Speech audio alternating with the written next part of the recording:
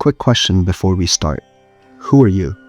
Not your name, not your job, not your body, which is busy replacing nearly every one of its cells over the next several years without ever asking your permission. Not your thoughts, which show up uninvited, argue with each other, and then disappear. Who is actually home in there? There's a philosophical tradition that asked this exact question with total seriousness, thousands of years ago, and arrived at an answer so radical that it's still reshaping how people think about consciousness, identity, and reality today, including, these days, a fair number of physicists and neuroscientists who keep accidentally rediscovering pieces of it. It's called Advaita Vedanta, and here's the part that should genuinely impress you. Its core ideas were already fully formed in the Upanishads roughly 1,000 years before Jesus was born. By the time Christianity, Islam, and most of the religions you've grown up hearing about even existed, this philosophy had already been asking, who am I, really? For centuries, and had already arrived at an answer. Today, we're going deep into one of the oldest, most elegant, and most quietly mind-bending ideas in human history. We'll use stories, simple examples, and a few genuinely fun thought experiments to get through all of it. Because this philosophy, for as deep as it goes, was always meant to be understood, not just admired from a distance. Act 1. Where this even comes from. Advaita Vedanta isn't a religion in the way most people use our word. It's a school of philosophy, specifically an interpretation of a set of ancient Indian texts called the Upanishads, which themselves form the philosophical tail end of an even older body of scripture called the Vedas. The word Vedanta literally means the end of the Vedas, both in the sense of coming at the end of that body of texts and in the sense of representing their ultimate conclusion, the final point all that earlier ritual and cosmology was building toward. And the word Advaita simply means not two, non-dual. That's the entire thesis of the philosophy compressed into a single word. And we're going to spend the rest of this video unpacking exactly what not two actually means. The ideas themselves stretch back into the Upanishads, composed somewhere in the first millennium BCE. Scholars argue over precise dates, but we're comfortably talking about thinkers wrestling with these questions well over 2,500 years ago. An early thinker named Gaudapada laid crucial groundwork, but the figure most responsible for taking these scattered insights and forging them into a complete, rigorous philosophy system was an 8th century scholar named Adi Shankara. Shankara was, by any account, a formidable intellect, composing detailed commentaries on the Upanishads, the Bhagavad Gita, and the foundational text called the Brahma Sutras, and reportedly doing most of this before dying in his early 30s. Having already established monastic centers across India that still operate today. Shankara is often credited with summing up his entire philosophy in a single half-verse, which still gets quoted constantly today. Brahman is real.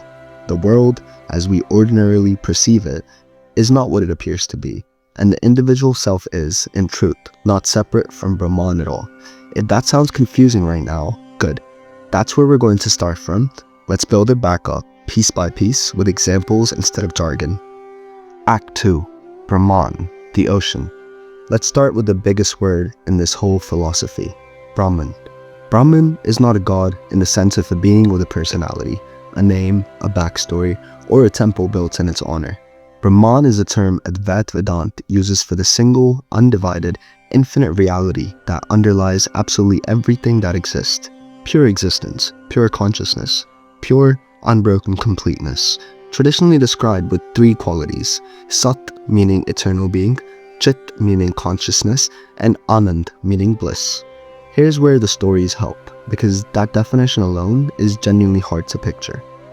The wave in the ocean. Imagine a single wave, somewhere out in the middle of the ocean. The wave has a shape, it has a height, a speed, a moment where it crests, and a moment where it breaks. If the wave could think, it might look at the wave next to it and think, that's a different wave than me. We are 2 separate things. But step back far enough, and there's only ever been one ocean. The wave isn't a separate thing sitting on top of the ocean. The wave is the ocean, temporarily taking on a particular shape, a particular motion, for a little while before settling back into the stillness. The wave never actually left the ocean to become a wave. There was never a moment where it became two things instead of one. In Advaita Vedanta, you are the wave. Brahman is the ocean. And the part most of us are getting wrong, the philosophy says, is genuinely believing we're a separate wave at all. The space in the pot. Here's a second story, an old one, used by Advaita teachers for centuries. Take an empty clay pot and look at the space trapped inside it. That space seems bounded.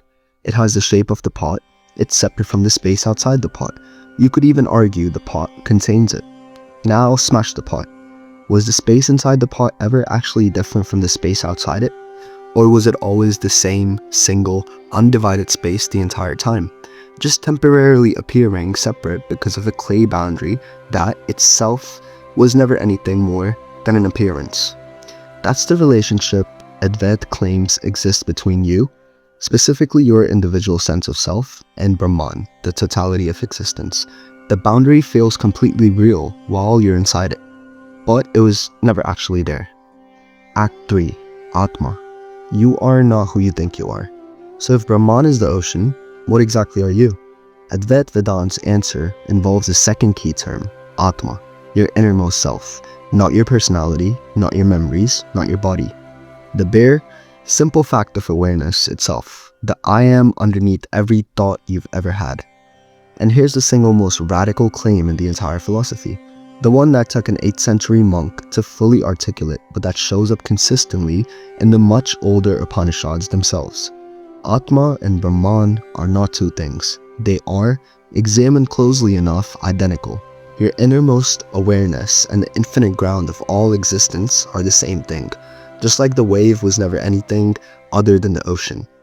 There's a phrase for this in Sanskrit that's become genuinely famous, even outside Hindu philosophy circle. Tat Tvam Asi. That thou art. You are that.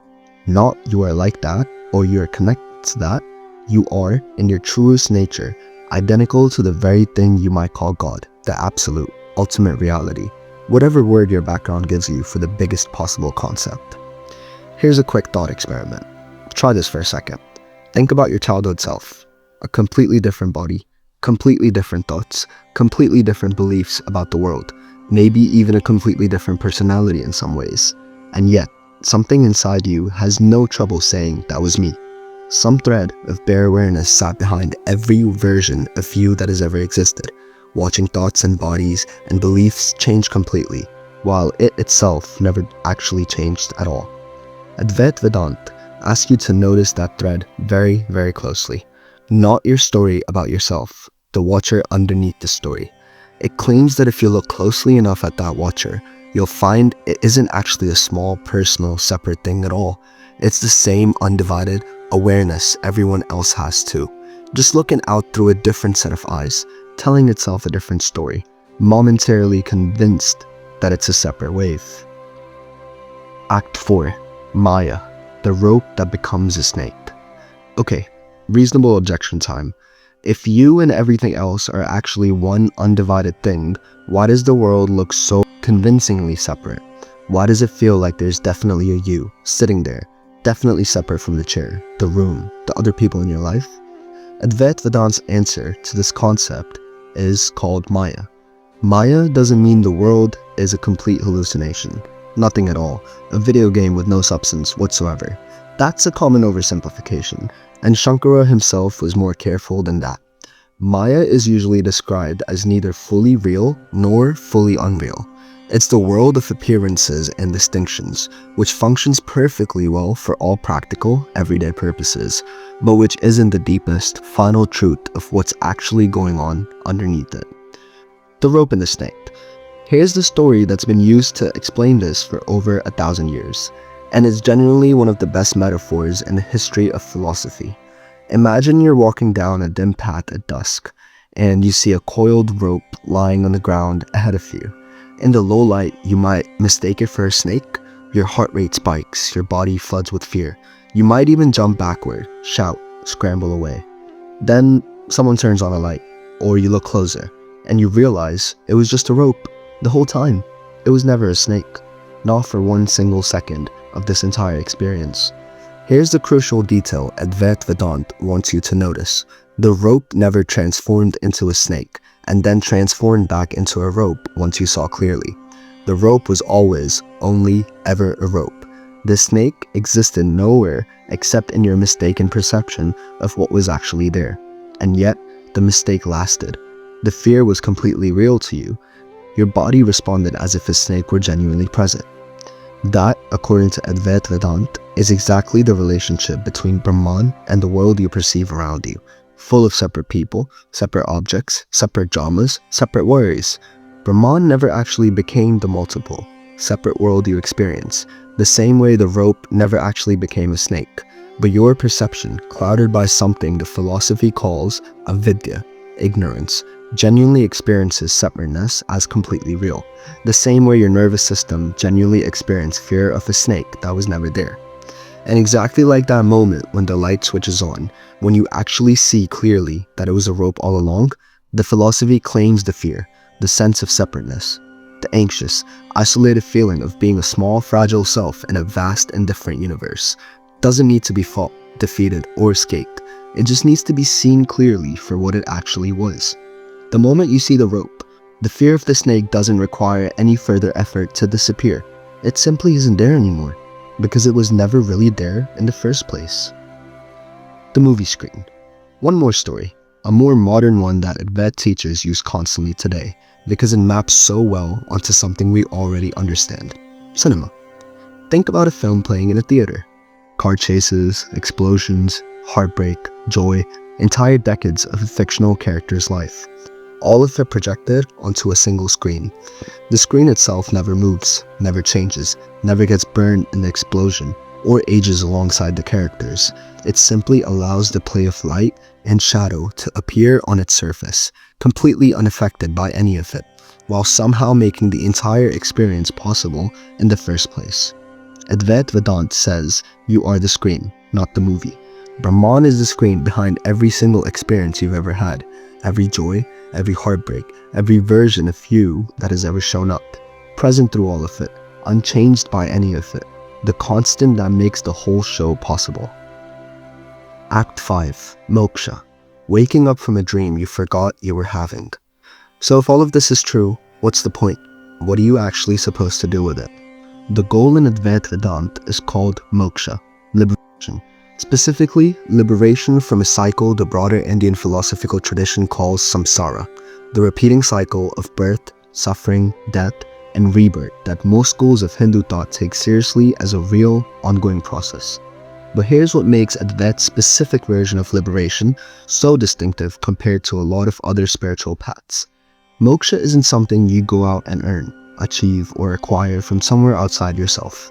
You don't build it through good deeds, accumulate it through rituals, or unlock it like a reward after enough lifetimes of effort. According to Shankara, it's not a destination at all. It's a recognition of something that was already fully, totally true the entire time, underneath the noise. Think about waking up from a vivid, frightening dream. In the dream, you might have been being chased, falling, drowning, genuinely terrified down to your bones. The moment you wake up, you don't have to do anything to escape that dream's danger. There was no danger. There never was. You simply woke up, and the entire dream, its dangers, its dramas, its emotional weight, dissolved instantly. Not because you defeated it, but because you recognized, in that instant, what was actually real and what had only ever been a temporary appearance.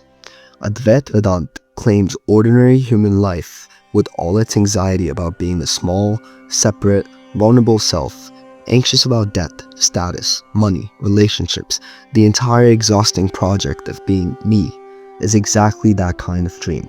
Not fake in the sense of having no impact while it's happening. The fear in the dream is completely real while you're dreaming it, but ultimately temporary. Ultimately not the final truth of who you actually are. How do you actually get there?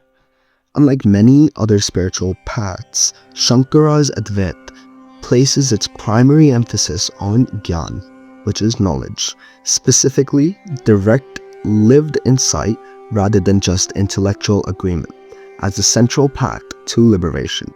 You can practice devotion to deities, you can perform good actions, and Shankara genuinely valued both of these paths as useful and purifying. But by his account, they don't by themselves produce liberation. Only direct recognition of your true nature as Atman, identical with Brahman, actually does that. Traditional Advaita outlines a set of qualities a serious student is expected to cultivate first: discrimination between what's permanent and what's temporary, a healthy detachment from chasing every fleeting desire, basic mental discipline, and a genuine burning interest in liberation itself rather than just an academic curiosity about it. From there, the traditional method involves close study of the Upanishads under a qualified teacher, sustained reflection on their meaning, and deep meditation specifically aimed at directly recognizing your identity with Brahman. Not just believing it as a concept, but actually seeing it the way you'd actually see the rope once the light came on. And critically, this realization, according to Shankara, can happen while you're still alive, still walking around, still doing your laundry and replying to emails. The tradition has a specific word for this: Jivan Mukti, liberation while still living. You don't need to wait for death to wake up from the dream. Act 6. Why this still matters. Here's the part I personally find endlessly fascinating about Advaita Vedanta. It keeps getting independently rediscovered by people who never read a word of the Upanishads. Modern physicists studying quantum entanglement have repeatedly commented on how strange it is that, at a fundamental level, the universe doesn't seem to behave like a collection of separate, independent objects the way our everyday senses insist it does. Particles that seem influenced by each other instantaneously, regardless of distance. A deep underlying interconnectedness that resists the neat boundaries we draw between this thing and that thing. Several well-known physicists, including figures associated with the development of quantum theory, have explicitly drawn comparisons between this and Vedantic non-dualism over the past century. Neuroscientists and meditation researchers studying long-term contemplative practitioners have documented measurable changes in how the brain represents the boundary between self and environment during deep meditative states, a felt dissolving of the usual hard line between me and everything else, which sounds remarkably like what Advaita teachers have been describing in their own vocabulary for over 1,000 years. And the broader mindfulness and meditation movement that's become mainstream wellness culture worldwide, the entire modern instruction to observe your thoughts without identifying with them is often without much acknowledgement drawing directly on a move Advaita Vedanta made centuries ago. Noticing that you are the awareness watching the thoughts, not the thoughts themselves. None of this proves the metaphysics is correct. That's a genuinely separate question, and serious philosophers continue to debate it today, including raising real objections about whether Maya is a coherent concept at all, or whether collapsing all distinction into a single undivided reality can adequately account for the very real differences and sufferings of individual lives. Other schools of Vedanta itself, like the qualified non-dualism of Ramanuja, pushed back hard against Shankara's strict non-dualism precisely on these grounds, arguing that some real distinction between the individual soul and God has to remain. But what's genuinely remarkable is how often a tradition this old keeps showing up at the edges of completely unrelated modern fields, almost as if it noticed something real and durable about the nature of experience a very, very long time before anyone had the scientific tools to investigate it directly. So, back to the question we opened with: who are you? Advaita Vedanta's answer distilled all the way down. Not the wave, the ocean, temporarily curious what it feels like to be away for a while. Not the snake, the rope, momentarily, harmlessly mistaken for something it never was. Not the movie, the screen, quietly present under every single frame, completely unburned by any of the fire on the screen. You don't have to take any of this on faith, and the tradition itself never really asked anyone to. It asked people to look carefully and honestly at their own direct experience and see what was actually true underneath the story. That's an invitation that's been sitting open for roughly 3,000 years, and it's still open right now. Mid-video, if you want to take a slow breath and actually try for 10 seconds before you keep scrolling. This is one of the oldest ideas human beings have ever had about themselves. It was old when the pyramids were still relatively new, and it's still somehow exactly as relevant as the moment it was first spoken aloud. This is sacred and profane. If this one landed differently for you than our usual videos, tell me about it in the comments. I'd genuinely love to know.